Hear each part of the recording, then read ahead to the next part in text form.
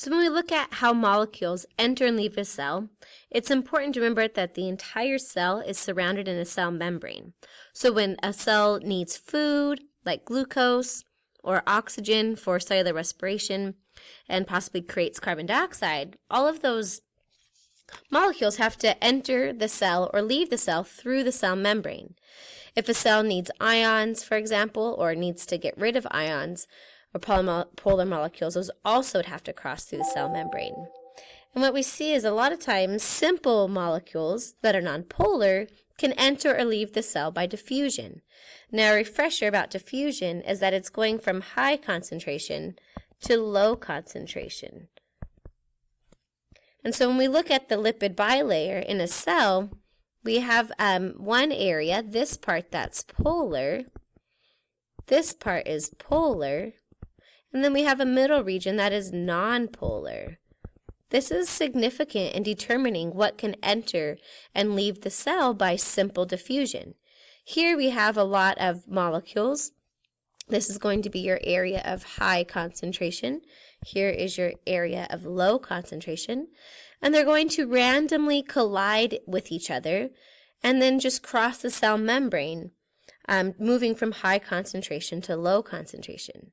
So when we see this, we can see eventually over time it should reach equilibrium.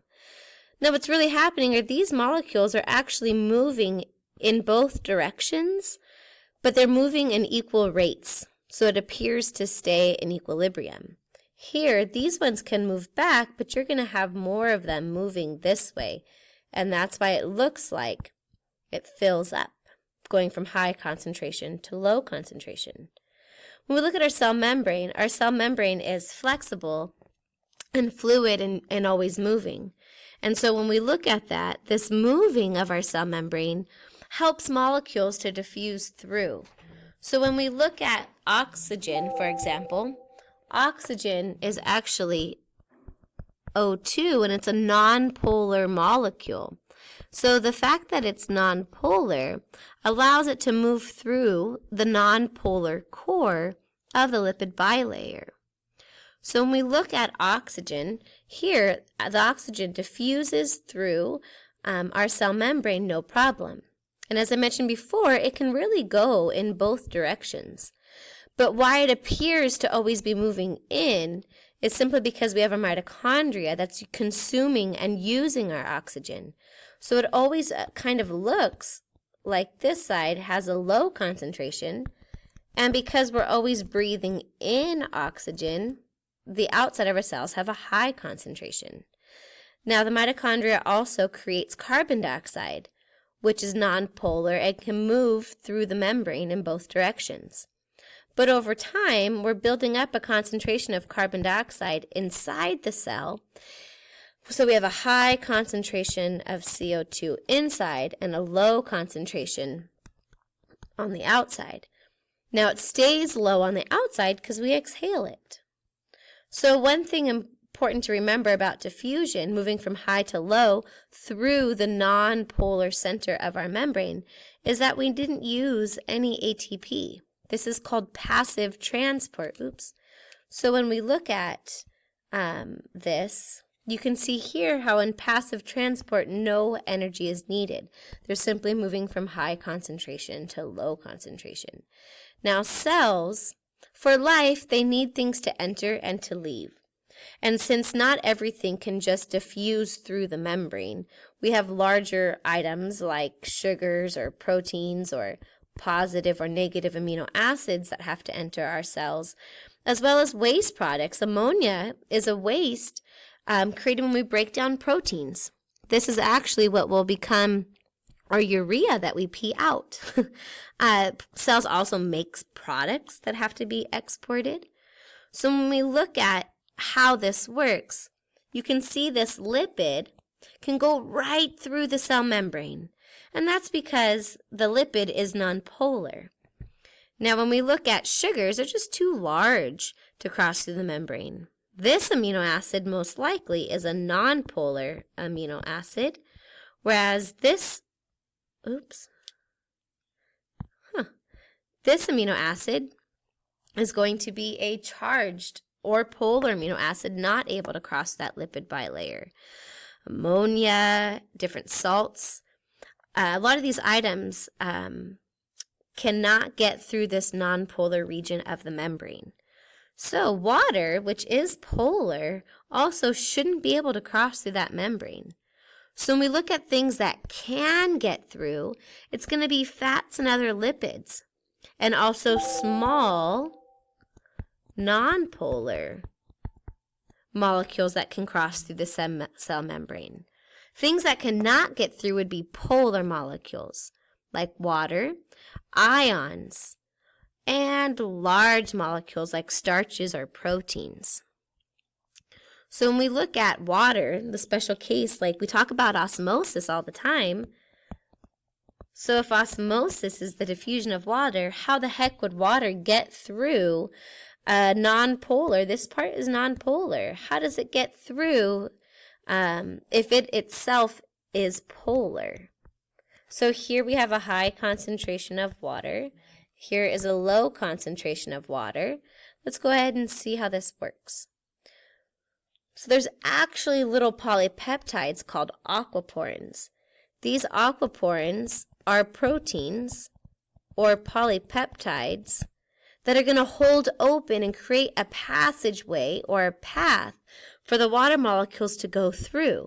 It kind of separates these fatty acids and moves them out of the way so that the water can go through by diffusion from high concentration to low concentration without requiring any ATP. So aquaporins are small polypeptides that form channels that allow water to flow through the nonpolar core of the lipid bilayer. Now when we look at the how stuff actually enters and leaves the cell, it's actually through protein channels.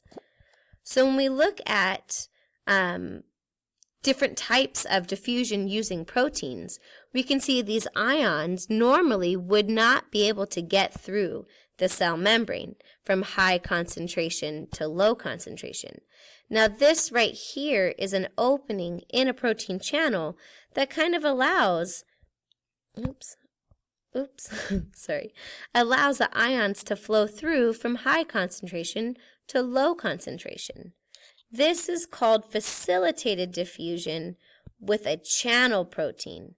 This is basically an open channel for these sodiums to flow into the cell. Now, they should also be able to flow back out. It's from high concentration to low concentration. Now, it could also be you have a high concentration inside the cell and a low concentration outside. Well, then the ions would flow out. It all depends on the situation. Regardless, though, this is an open channel that allows the movement of molecules to enter and leave the cell that are unable to cross through that lipid bilayer. So this, again, is facilitated diffusion, but with a channel protein. Now, again, because it's diffusion, there's no energy needed, but instead to go from high to low, they're just using a protein to get inside. Now, this cool type of facilitated diffusion is when we have glucose that actually will attach to a part of the facilitated diffusion protein, and it causes it to change shape, and now that glucose can enter into the cell. It's going from high concentration to low concentration. And this is called facilitated diffusion, but with a carrier protein. So this is a carrier protein. Now when we look at this, though, facilitated diffusion is still diffusion, going from high concentration to low concentration, and it uses no ATP. However, it's different. Facilitated uses a protein channel. So it uses a protein channel to allow molecules to go through the cell membrane. Now, active transport, though, is going against the concentration gradient from low to high. So when we look at this, it does actually require ATP. So let's go ahead and see how that works. Here's our protein. and it's actually going to work as a pump. So when you have a high concentration of molecules and a low concentration, and you want to force these ones into an area that's already high concentration, that's going to require some ATP. And that is active transport.